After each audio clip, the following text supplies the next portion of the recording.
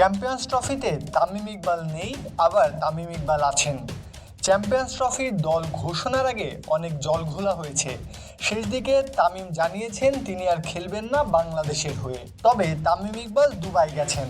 Champions ট্রফিতে ভারতের বিপক্ষে ম্যাচ খেলতে গোটা বাংলাদেশ দলই সেখানে।